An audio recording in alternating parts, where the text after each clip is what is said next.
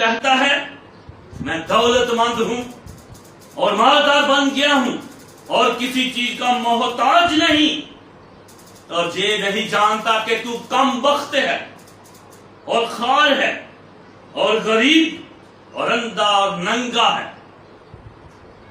جو دنیاوی دولت ہمارے پاس ہے، جس عیش و عشرت میں ہم جیتے ہیں، جس پر ہمیں گھمنڈ ہے، ہم غرور کرتے ہیں، میرا مسیحا اس کے بارے میں کیا فرماتا ہے کہ تو کم بخت ہے، غریب ہے، ننگا ہے، اندھا ہے۔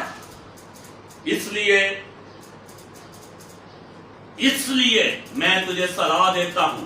وہ ہماری رہنمائی کرتا ہے، ہمیں نصیحت کرتا ہے، ہماری تربیت کرنا چاہتا ہے، ہمیں تبلیغ کرتا ہے۔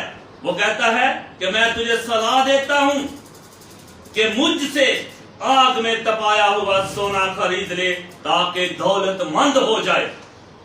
جیسے خداوند کے زندگی بخش کلام میں لکھا ہے کہ پہلے تم اس کی بادشاہی کی تلاش کرو، پہلے تم اس کی بادشاہی ڈھونڈو تو یہ دولت، یہ روپیہ، پیسہ سب آپ کے پاس آ جائے گا۔ یہ چیزیں بعد میں تمہیں انعام کے طور پر ملے گی، لیکن ہم پہلے دولت، روپیہ، پیسہ ڈھونڈتے ہیں اور اس کی بادشاہی کی تلاش نہیں کرتے۔ اور سفید پوشاک لے تاکہ اسے پہن کر ننگے پن کے ظاہر ہونے کی شرمندگی نہ اٹھائے۔ خداوند فرماتا ہے اس روپے کے بل بوتے پر، اس دولت پر، اس عیش و عشرت کے ہوتے ہوئے تو ننگا ہے، مجھ سے سفید پوشاک لے تاکہ تو اپنے ننگے پن کی شرمندگی نہ اٹھائے۔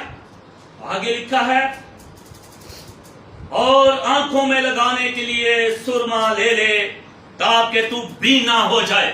ہم اندھے ہیں، ہم دیکھتے نہیں، ہم گنگے ہیں، بہرے ہیں، لالچی ہیں، لیکن خداوند کیا فرماتا ہے کہ مجھ سے سرما لے اور اپنی آنکھوں میں ڈال لے تاکہ تو بینا ہو جائے، تاکہ تیری بینائی واپس آ جائے اور تو دیکھ سکے، تو نیکی اور برائی میں فرق محسوس کر سکے۔